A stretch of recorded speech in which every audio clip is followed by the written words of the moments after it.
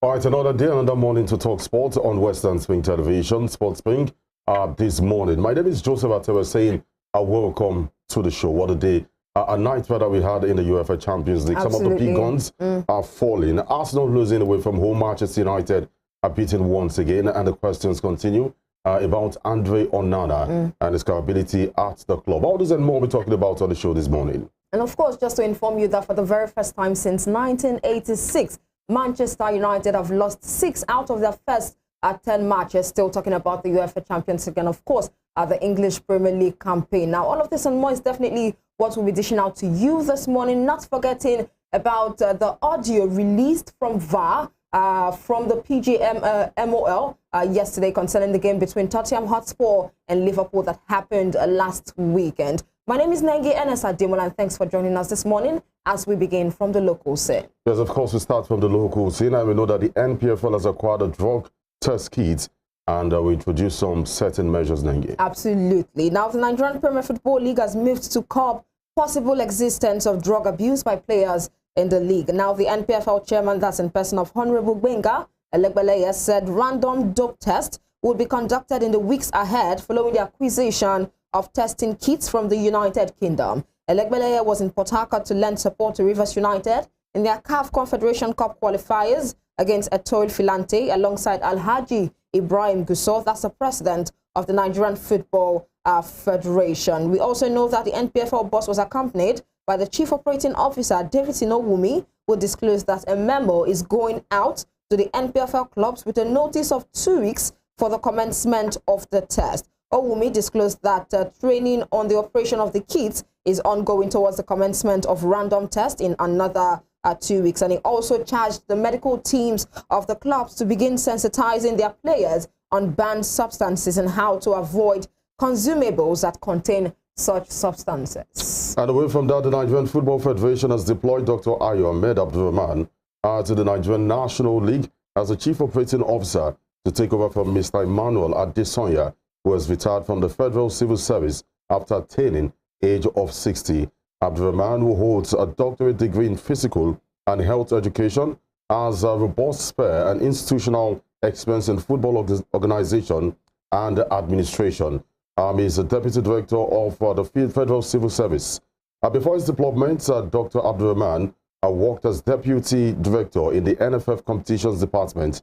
He had also worked for many years previously as chief operating officer of the NNL and also in the same capacity in the Nigerian Women Football League. Well, congratulations to him right there, talking about the new chief operating officer of the NNL. Now, still talking about updates coming from the likes of Ibrahim Gusau, that's the president of the Nigerian Football Federation.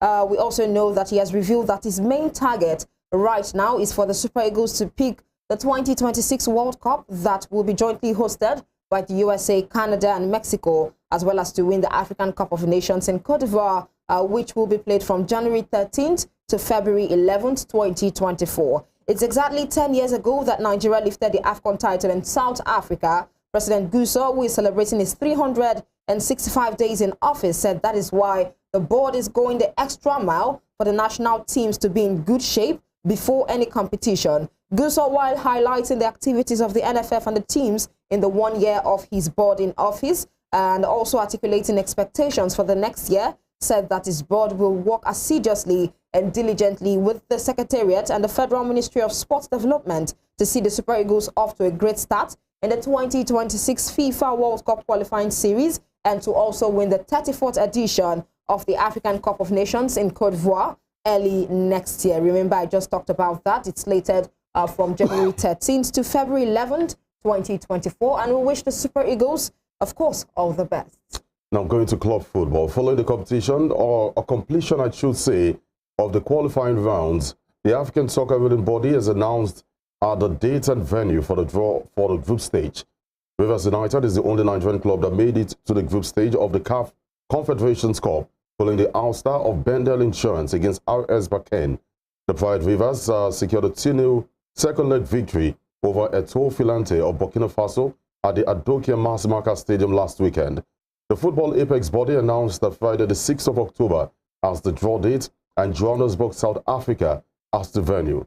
Rivers United crashed out of the same competition in the quarterfinal last season. Well, hopefully they get to, advance out of the quarterfinals for the CAF Confederation Cup this season. And hopefully they're giving, no tough foes as it concerns the next stages of the CAF Confederation Cup. We'll give you updates as soon as the draws are done on the CAF Confederation Cup. Now, moving away from football and getting into the world of unlimited sports as it concerns Nigeria, we understand that host Nigeria and East Africa invitees, Rwanda, will get action on the way today at the maiden four-nation West African Trophy Tournament, which runs till October 15th at the Tafawa Balewa Square Oval, Onikon, Lagos. And this is according to the Punch newspaper. Now, the Nigerian Cricket Federation organized the 10-day tournament with Ghana and Sierra Leone, the two other West African countries in the quartet. We also understand the fact that Rwanda arrived the country yesterday ahead of their game against Nigeria, while Ghana and Sierra Leone face off in the second game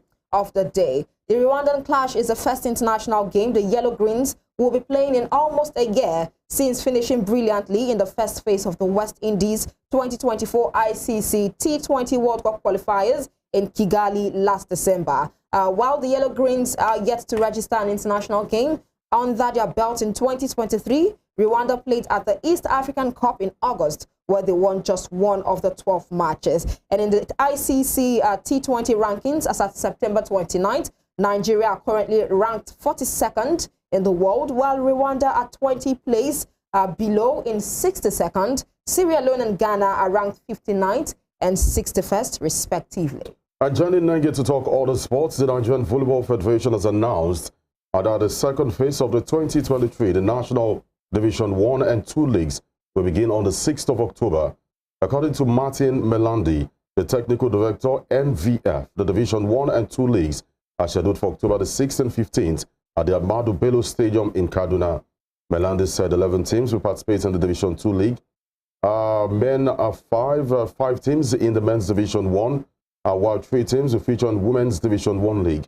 He said 2 teams from the National Division 1 are expected to be promoted to the Nigerian Volleyball Premier League after the end of the season. Well, I'll tell you for sure that when it comes to the world of unlimited sports, as it concerns Nigeria, we're trying and striving hard to be known in terms of global visibility. Well, you have it right there. Updates coming from the Volleyball League right here in Nigeria is that it will kickstart as soon as possible, I think October 6th. Now, let's move away from Nigeria and talk about updates coming from the continent. Now, FIBA Africa has confirmed the withdrawal of 2 clubs from the first round of the qualifiers of the Basketball African League, that's the BAL. A statement from FIBA revealed that Group A's Nigelect Basketball Club, a Nigerian outfit, as well as Group E's Roche Boys Warriors from Mauritania, have informed FIBA Africa of their unavailability to participate in the qualification round for the Basketball African League. This would have been the 3rd straight appearance in the first round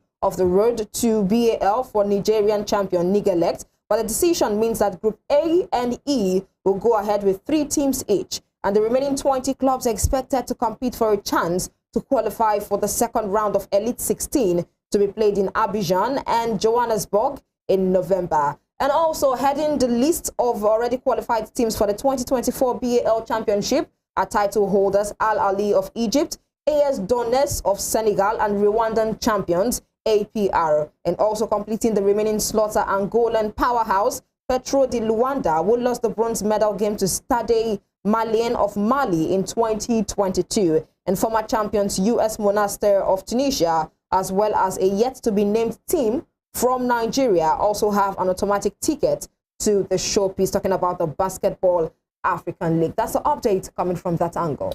All right, that's it from the local scene. Let's let you know once again that Arsenal was stunned, Manchester United beaten. We also hear in Chicago that fans will be given $250 US. That's an incentive amid Messi's doubt, and we understand that Bukayo Saka is injured and might be out for more than 3 weeks. Now, Arteta says it's a huge blow for Arsenal. Let's give you highlights for some of the matches played in the UEFA Champions League. We'll be back to give you proper analysis. We'll be back.